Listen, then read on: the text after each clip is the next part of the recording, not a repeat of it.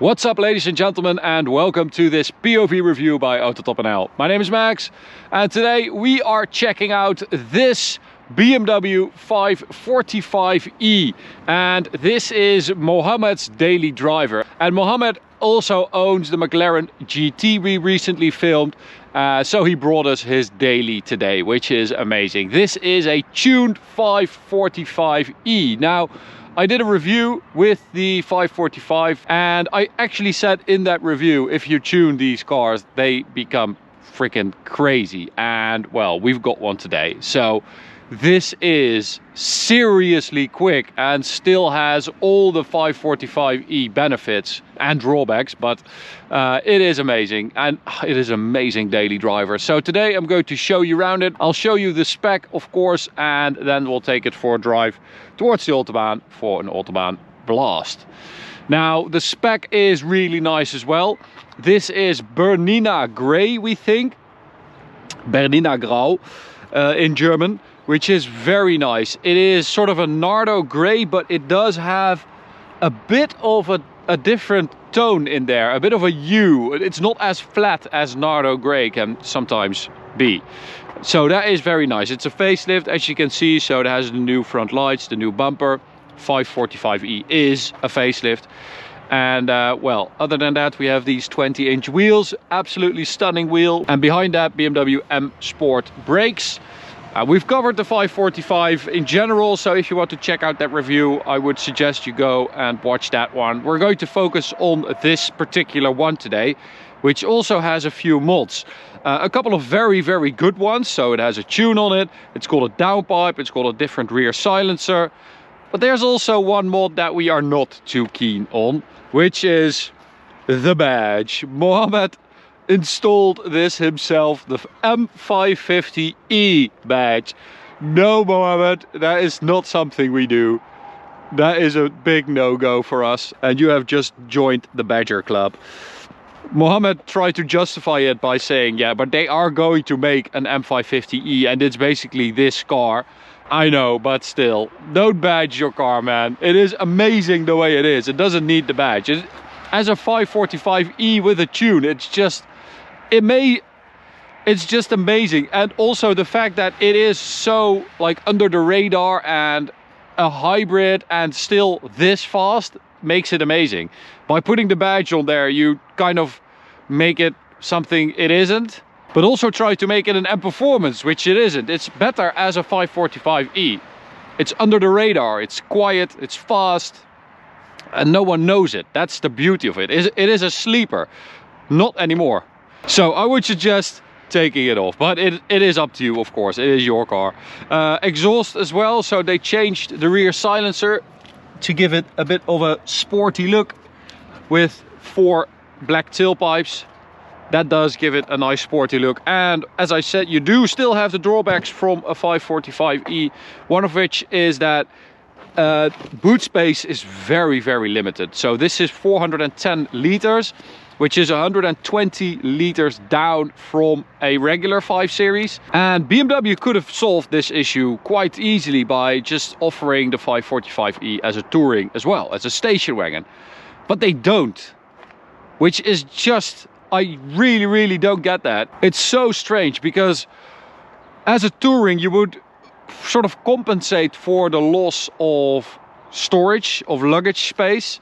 All the batteries sit below the floor and the rear seat, so that's why you have that high floor. But as a touring, you have that extra space in here, so it would be better. And they can do it because the 530e is available as a touring. It would have been so much better. So let's check out the engine. The B58 inline 6 3-liter, which is amazing, one of our favorite engines ever. So it's got 286 horsepower and 450 newton meters of torque. Then you've got the electric power. It's got a 12 kilowatt hour battery, and the electric motor delivers 109 horsepower and 265 newton meters of torque. Combine that, 394 horsepower and 600 newton meters of torque, which is really very nice. Stock, already an amazing car, but if you tune it, like Mohammed did, he installed a tuning box, which is underneath here with a custom tune on it, apparently. This now delivers 520 horsepower and 850 newton meters of torque. Yeah, so you've got basically more torque than an M5 and 545e fuel economy, which is pretty amazing. And 520 horsepower, so that is a serious amount of power. He also installed a downpipe. The exhaust is stock other than the silencer I just showed you. So nice couple of mods here, and it does really liven up the car, because as good as it is, as amazing as it is, of course, stock, it is a pretty subtle car, you know. It's not very sporty. You just have that B58, but it's just buttery smooth, and that's basically what it's about. But now with this tune and the downpipe, it just livens up the driving experience, which is nice.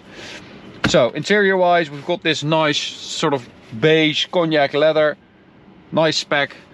Let's take it for a drive. We've got the LCI interior facelift with the new big screen as well, which is very nice. And honestly, this is just one of the best daily drivers out there. The 5 Series is so comfy.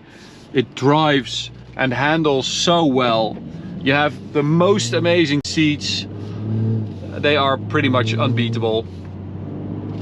Let's go for hybrid mode to start with.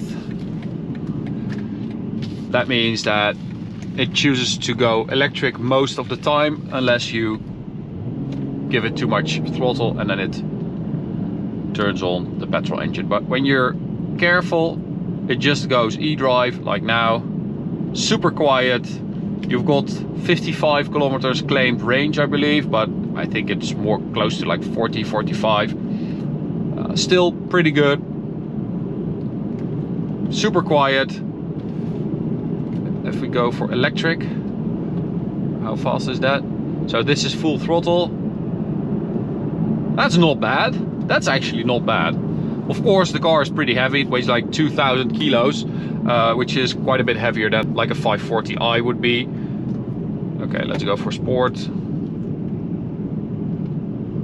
And now we've got electric and petrol power combined to give us the best driving experience, which I have to say, the car, I don't know if that's the tune, but the car feels a lot more eager to go. And the brake pedal is quite sensitive as well, so you feel like you have a very direct connection, which I don't think I had the same experience in the 545e when it was stock. So that is pretty nice. Of course, we've got xDrive, but you still have BMW style xDrive, so it sends quite a lot of the power to the rear, so you can slide it around a little bit if you want. But the sound, as you can hear, is much better.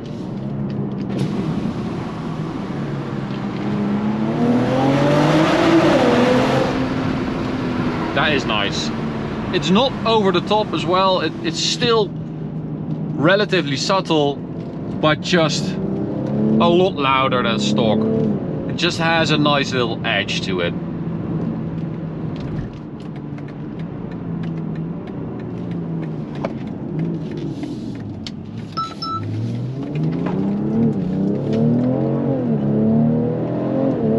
And it picks up really well. So of course that B58 is aided by that electric torque, which just means that it's just always there. Oh man, it is. This is such a good drivetrain, this. The only thing is that you do feel sometimes that you're driving a tuning box and not a remap, because it just has a little bit of a weird glitch sometimes, which is kind of strange.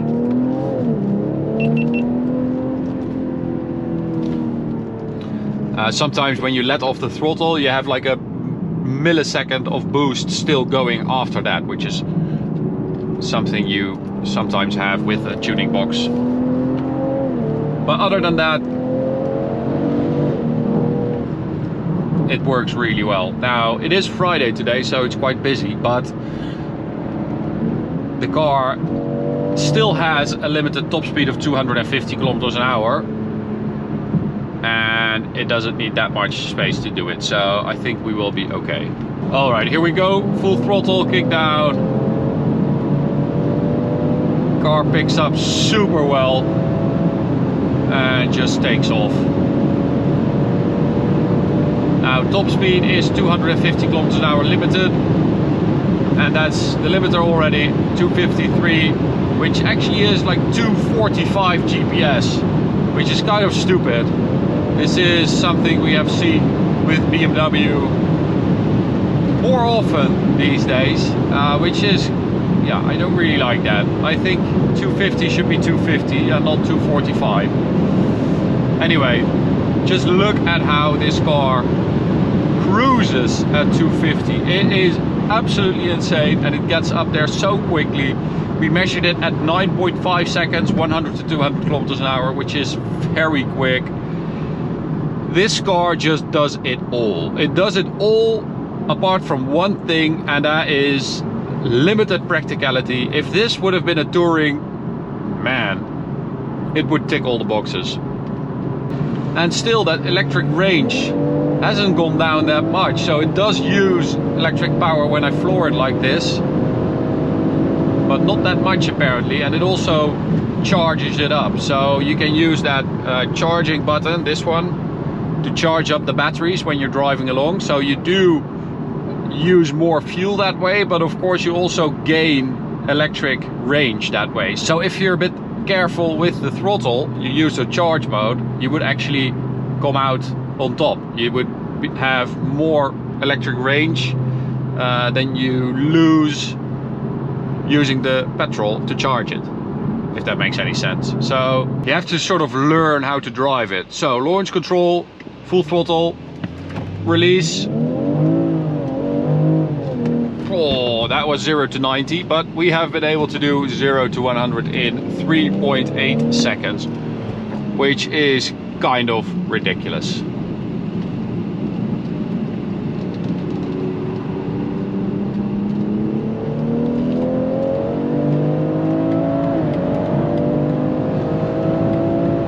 Oh man, the ease, just the smoothness of this car combined with the acceleration is very nice. That makes it such an amazing daily. Man, Mohammed, you've got an amazing daily here. You've got an amazing McLaren as well. I absolutely loved that car as well. But I would also not mind driving this every day. Absolutely loved it. So it is a bit busy today, so I'm just going to end it here. I hope you enjoyed it. You can subscribe by clicking the big button in the middle. You can also check out this video on the right or this playlist of reviews on the left. So it is a bit busy today, so I think this will be our last little pull. Yes, it is. I'm going to end it here. Mohammed, thank you so much for taking it to us. You have a couple of amazing cars. I loved that McLaren. I love this too. I wouldn't mind driving this every day. It is an amazing car. So to you guys, thanks for watching. I hope you enjoyed it. You can subscribe by clicking the big button in the middle. You can also check out this video on the right. I will link Mohammed's McLaren on the right here, so you can check out that review as well.